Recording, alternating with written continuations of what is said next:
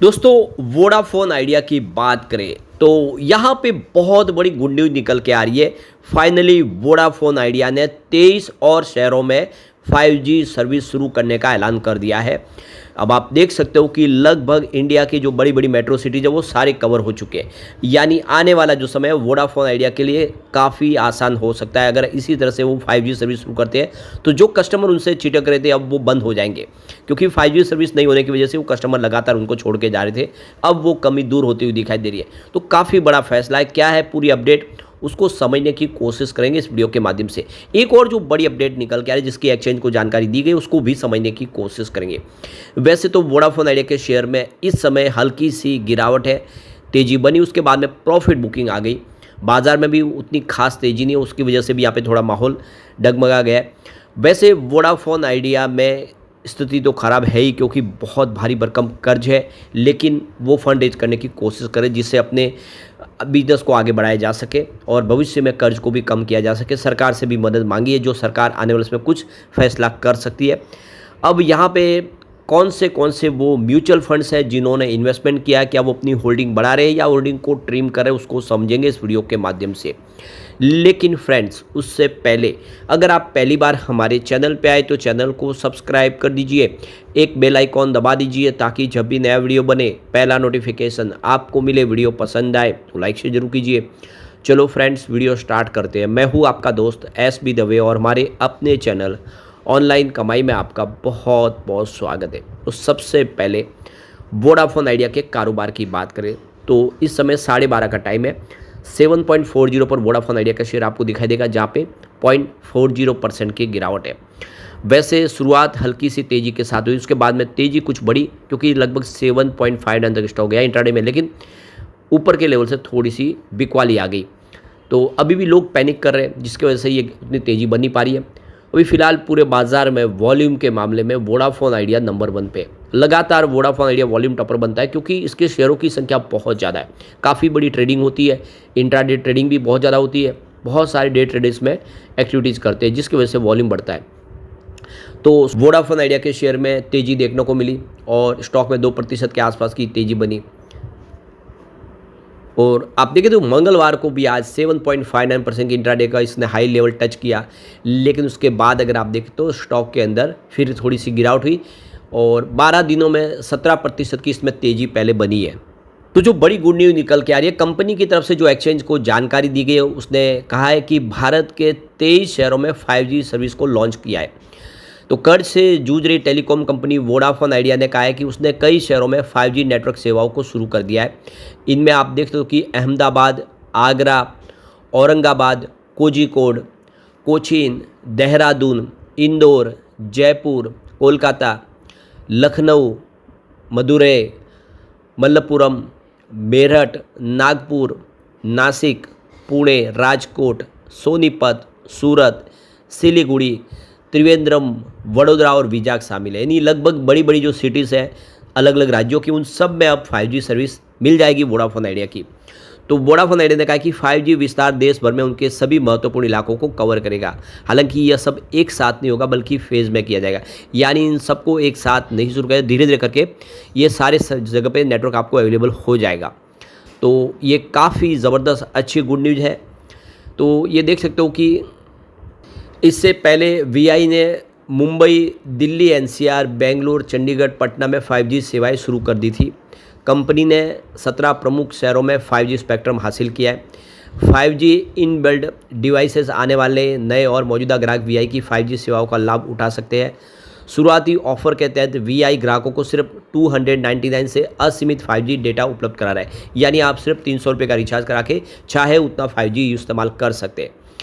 तो 5G network को ज़बरदस्त प्रतिक्रिया भी मिल रही है। जहाँ जहाँ 5G शुरू किया VI ने, जिन क्षेत्रों में VI की 5G सेवा उपलब्ध है वहाँ 70% से अधिक योग्य यूजर्स ने नई टेक्नोलॉजी का फ़ायदा उठाया। इससे नेटवर्क की क्वालिटी और ग्राहकों की संतुष्टि दोनों में ही बढ़ोतरी देखने को मिल रही है। यहाँ पे गौर करने वाली बात है कि जो 5G सर्विस है वोडाफोन आइडिया ने भले ही लेट शुरू किए हो, लेकिन कस्टमर इनकी तरफ फिर आ सकते हैं, क्योंकि आप देखें तो कस्टमर केयर सर्विस में वोडाफोन आइडिया बेहतर है। जियो और एयरटेल की सर्विस उतनी शानदार नहीं है, जिसकी वजह से अब जो कमी रह गई थी वो पूरी हो गई है और नेटवर्क की क्वालिटी भी अच्छी है। कस्टमर केयर अच्छा है, आपको हर तरह के जवाब मिलते हैं, आपके जो प्रॉब्लम है उसका जल्दी निपटारा होता है, तो लोग फिर से इस तरफ शिफ्ट होते हुए देर नहीं लगेगी। यानी वोडाफोन आइडिया की तरफ से वो पुराने कस्टमर जो इनको छोड़ के गए थे वापस आ सकते हैं। तो नेटवर्क परफॉर्मेंस और दक्षता बढ़ाने के लिए वीआई आर्टिफिशियल इंटेलिजेंस आधारित सेल्फ ऑर्गेनाइजिंग नेटवर्क यानी एसओएन का इस्तेमाल इस समय कर रहा है। इसके अलावा कंपनी ने नोकिया, एरिक्सन, सैमसंग जैसी दिग्गज कंपनियों के साथ में पार्टनरशिप किया ताकि 4G और 5G नेटवर्क को और मजबूत किया जा सके। यानी जो विश्व की जो बड़ी बड़ी कंपनियां उनके साथ में इन्होंने ऑलरेडी पार्टनरशिप की है। वीआई के chip technology officer Jagbir Singh ने कहा है कि हम अपने 5G नेटवर्क के विस्तार को लेकर उत्साहित है। इसके साथ हम ग्राहकों को बेहतर नेटवर्क अब अनुभव मिल पाएगा और साथ ही हम अपने 4G नेटवर्क को भी और मजबूत करें। जहाँ पे 4G सर्विस नहीं है वहाँ पर भी तेज़ी से बढ़ाई जा रही है। तो 5G के साथ साथ वीआई अपने नेटवर्क में बड़े स्तर पर सुधार भी कर रहा है। हाल में ही कंपनी ने 1 लाख से अधिक टावरों को अपग्रेड किया है, जिससे नेटवर्क की क्वालिटी और कवरेज में सुधार हुआ है। वीआई लगातार अपने नेटवर्क को और बेहतर करने के लिए काम कर रही है। इस तरह से वीआई का 5G नेटवर्क विस्तार भारत के डिजिटल भविष्य को और मजबूत करेगा और ग्राहकों को बेहतर कनेक्टिविटी, तेज इंटरनेट अनुभव प्राप्त होगा। तो कुल मिला के भले ही वोडाफोन आइडिया इस समय प्रॉब्लम है, लेकिन वो सर्विस के मामले में पीछे नहीं रह जाते और तेज़ी से अपने कारोबार को बढ़ा रहे। पिछले साल अप्रैल से वोडाफोन आइडिया ने लगभग 65,000 स्थानों पर 900 मेगाहर्ट्ज के बैंड का उपयोग करके 4G नेटवर्क को अपग्रेड किया है, जिससे सिग्नल कवरेज और इंडोर कनेक्टिविटी में सुधार देखने को मिला है।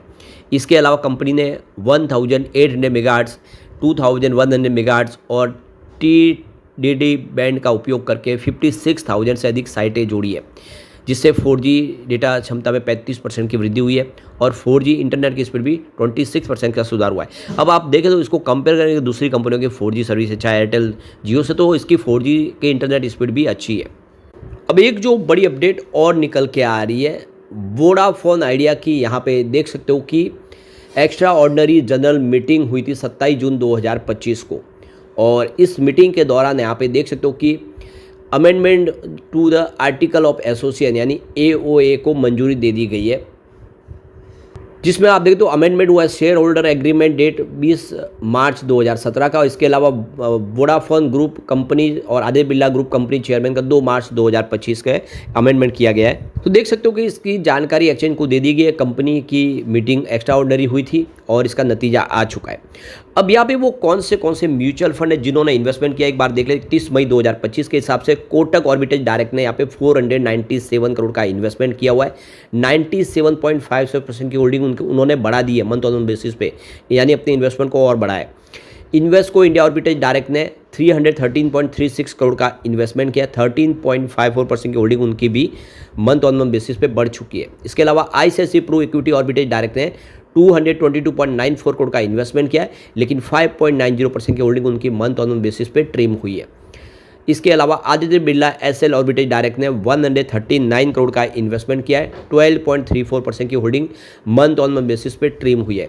यानी यहाँ पे आप देखो कि आदित्य बिरला ग्रुप यानी जो प्रमोटर कंपनी है उन्होंने ही अपने म्यूचुअल फंड के माध्यम से अपनी होल्डिंग को ट्रिम किया है। यानी प्रमोटर ग्रुप से यहाँ पे निवेश कम हुआ है। ये भी एक सोचने वाली बात है कि प्रमोटर ने अपनी ही कंपनी के होल्डिंग को ट्रिम कर लिया है आदित्य बिरला ग्रुप ने। निप्पॉन इंडिया ऑर्बिटेज डायरेक्ट ने 134 करोड़ का इन्वेस्टमेंट किया। 2.28% की होल्डिंग मंथ ऑन बेसिस पे बढ़ी है। टाटा ऑर्बिटेज डायरेक्ट ने 117 करोड़ का इन्वेस्टमेंट किया। उनकी होल्डिंग 0.37% मंथ ऑन बेसिस पे घटी है। एडलवाइज ऑर्बिटेज डायरेक्ट ने 113 करोड़ का इन्वेस्टमेंट किया। 29.0% की होल्डिंग मंथ ऑन बेसिस पे यहाँ पे गिरी है। और एक्सिस ऑर्बिटेज डायरेक्ट ने 112 करोड़ का इन्वेस्टमेंट किया। 12.35% की होल्डिंग मंथ ऑन बेसिस पे कम हुई है। UTI ऑर्बिटेज डायरेक्ट ने 95.36 करोड़ का इन्वेस्टमेंट किया। 11.24% की होल्डिंग मंथ ऑन बेसिस पे यहाँ पे आप देख सकते हो कि बड़ी है।